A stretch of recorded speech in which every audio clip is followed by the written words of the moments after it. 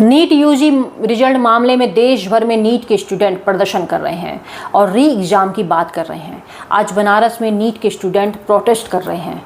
इस बच्चे को सुनिए, 695 रैंक आया है और फिर क्या जरूरत पड़ गई इसे प्रोटेस्ट करने की। जी, अपना नाम बताएं। हमारा नाम कृतिक राज है और हमने नीट में 695 अंक पाए हैं और हमारा ऑल इंडिया रैंक 3473 है। आज बनारस से तमाम स्टूडेंट्स यहाँ BHU गेट पर प्रोटेस्ट करने आए हैं एनटीए और नीट के इन रिजल्ट्स के खिलाफ, जिसमें कि काफी ज्यादा फ्रॉड हुआ है, बहुत ज्यादा रैंक इन्फ्लेशन देखा गया है तथा काफी सारे स्कैम सामने आ रहे हैं। कुछ लोगों को 718, 719 अंक भी आए हैं। एनटीए का दावा है कि उन्होंने ग्रेस मार्क्स दिए हैं और ग्रेस मार्क्स इन्होंने कुछ ही स्टेट्स में दिए हैं, पर उन स्टेट्स के बाहर भी ऐसे ग्रेस मार्क्स के केसेस आ रहे हैं जिनका कोई ठोआ ठिकाना नहीं है कि वो किस आधार पर दिए गए हैं। एनटीए कहती है टाइम लॉस के आधार पर। तो क्या एग्जाम सेंटर पे एनटीए के ऑफिशियल्स और एनटीए की घड़ी नहीं थी जो कि वो हर एग्जाम के सेंटर पे देते हैं? तो फिर ये टाइम लॉस की बात कहाँ से आती है? और इसके अलावा सारे स्टूडेंट्स के साथ जो अन्याय हुआ है, एनटीए इस पर अब तक चुप क्यों है?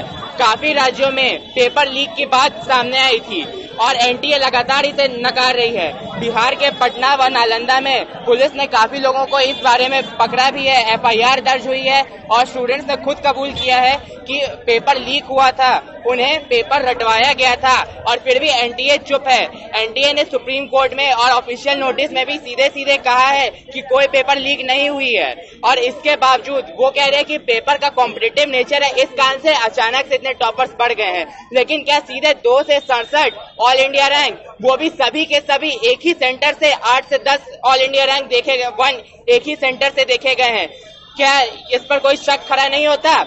स्टूडेंट्स को जस्टिस चाहिए। हम लोग यहाँ अपने हक की लड़ाई लड़ने के लिए आए हैं। BHU के बाहर आज ये बच्चे प्रोटेस्ट कर रहे हैं। जिन बच्चों को किताबों में सर खपाना चाहिए था, आज वे प्रोटेस्ट कर रहे हैं। उनकी मांग है कि पेपर फिर से हो, जो धांधली हुई है उसे सही किया जाए। आखिर ऐसा क्यों, कैसे हो सकता है कि एक ही केंद्र के बच्चे टॉप कर जाएं?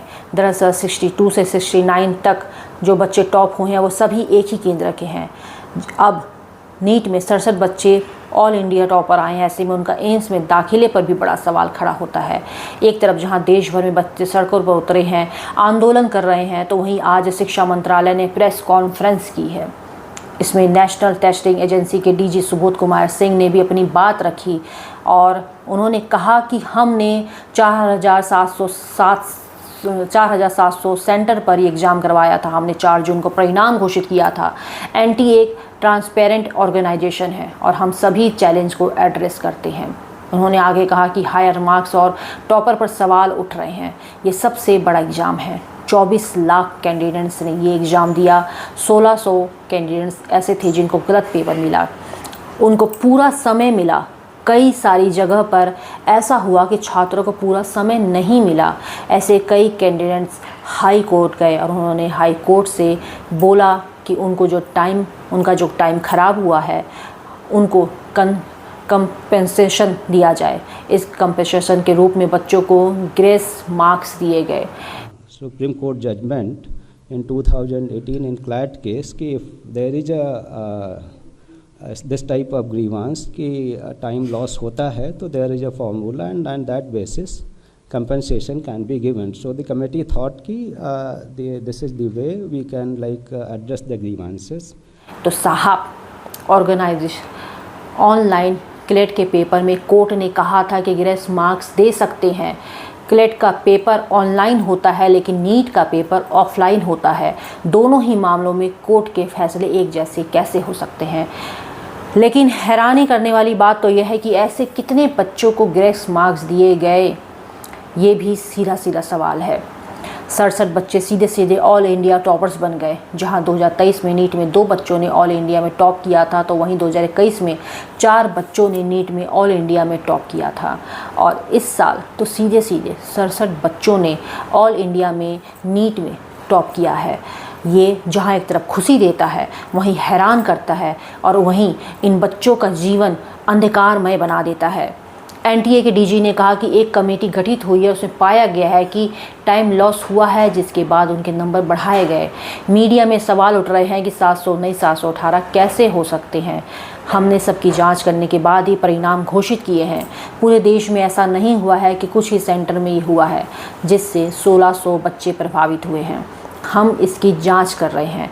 कमेटी बनाई गई है जो देखेगी कि इन 1600 में जिन बच्चों का टाइम लॉस हुआ है और जो 6 सेंटर में हुआ है, ये समिति पूर्व यूपीएससी जो 6 सेंटर में हुआ है, इनमें ये फ़र्क देखेगी।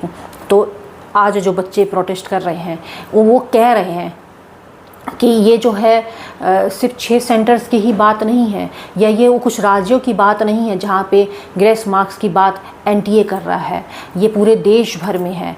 प्रेस कॉन्फ्रेंस के दौरान एनटीए निदेशक ने कहा कि यदि समिति को लगता है कि पुनः परीक्षा होनी चाहिए तो हम इसका आयोजन करेंगे। अब देखना ये है कि इतने प्रोटेस्ट के बाद क्या पेपर दोबारा होगा। दरअसल इस साल नीट के रिजल्ट आने के बाद ही कंट्रोवर्सी शुरू हो गई थी। इस बार 1 नहीं 2 नहीं बल्कि 67 स्टूडेंट ने 720 अंक लाकर अपने आप को टॉपर्स की लिस्ट में शामिल किया था। वहीं स्टूडेंट्स 718 और 719 अंक भी स्टूडेंट्स के आए थे, जिसको लेकर भी प्रश्न खड़े हो गए थे।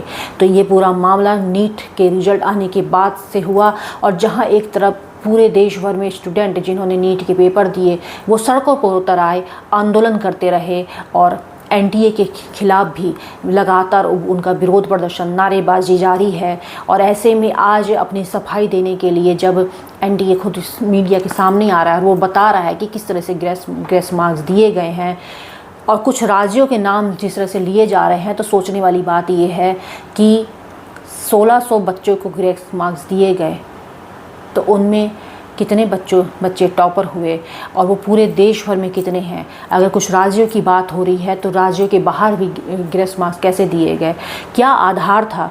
कोर्ट की बात अगर सामने आ रही है तो कोर्ट ने नीट के पेपर के लिए ऐसा नहीं कहा था। कोर्ट ने जो बातें कही थी, जो फैसला सुनाया था, वो क्लेट के पेपर के लिए सुनाया था। तो आखिर 2 अलग अलग पेपर में एक ही नियम लागू करने की क्या ज़रूरत पड़ गई। जो रिज़ल्ट 14 जून को आना था वो आनंद फानंद में इलेक्शन रिजल्ट के दिन 4 जून को क्यों आ जाता है। क्यों इतनी बड़ी तादाद में, क्या ये नीट के पेपर रिजल्ट की आड़ में बड़ा एक स्कैम है? क्या ये डॉक्टर बनाने की फैक्ट्री में कोई बहुत बड़ा घोटाला है जिसको छुपाने की कोशिश की जा रही है, जिसमें लगातार जो बातें निकल कर सामने आ रही हैं, ये अपने आप में बहुत बड़ा स्कैम, बहुत बड़ा घोटाले की तरफ इशारा करता है। फिलहाल चैनल कैसा लगता है जल्दी से बताएं, कमेंट करके हमें अपनी राय ज़रूर दें, और सिर्फ देखें ना, चैनल को सब्सक्राइब भी करें। पूर्वांचल का पहला NBA मान्यता प्राप्त संस्थान KIPM Gida Gorakhpur quality education और बेस्ट प्लेसमेंट के लिए राष्ट्रीय और अंतर्राष्ट्रीय पुरस्कारों से सम्मानित।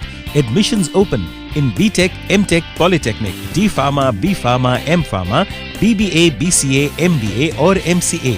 Contact KIPM Gida Gorakhpur.